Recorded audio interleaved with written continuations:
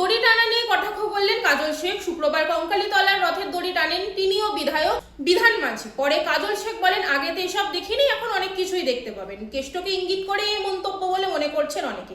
এছাড়াও কোর কমিটির অনুমতি ছাড়া বৈঠক নিয়ে কাজল বললেন, তিনি কে যে নিজের মতো বৈঠক করে ফেলবেন। এই নিয়ে 12ই জুলাই ফের কোর কমিটি বৈঠকের আলোচনা হবে বলে জানান।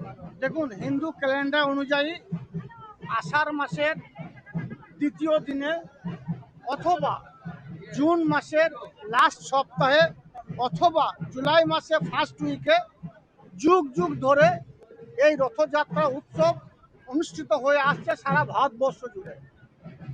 আমরা জানি এখানে তিনটে দেবতাকে নিয়ে পূজিত হন। এক জগন্নাথ, দুই ওনার ভ্রাতা বলভদ্র, তিন ওনার বোন সুভদ্রা। যদিও আমরা জানি জগন্নাথ, যেই জগন্নাথ সেই শ্রীকৃষ্ণ, সেই ভগবান বিষ্ণু যুগ যুগ ধরে পূজিত হয়ে আসছে। বাঙালি জাতির 12 মাসে 13 পার্বণ, তার মধ্যে এটাও একটা পার্বণ।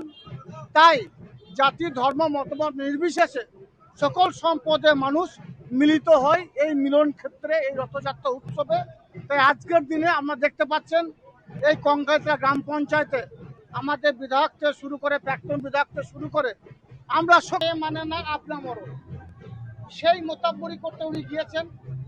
তাছাড়াও তিনি যেখানে তার জন্ম বোলপুর, সেই বোলপুরটাকে আমরা হাঁটছি, সেটাই ঠিক করতে পারছে না। তো দুবরাজপুরে গিয়ে মাতব্বরি করার কোনো প্রয়োজন আছে বলে আমি মনে করি না। তাছাড়া আমি যেটুকু জানি, আমি একজন কোর কমিটির সদস্য হিসেবে বলছি যে দুবরাজপুরের দায়িত্ব বর্তমানে সিউড়ির বিধায়ক বিকাশ রায়চৌধুরীকে দলগতভাবে কোর কমিটির পক্ষ থেকে দেওয়া আছে। স্বভাবতই ওখানে যদি কোনো মিটিং করতে হয়, দলীয় কর্মসূচি করতে হয়, ওখানকার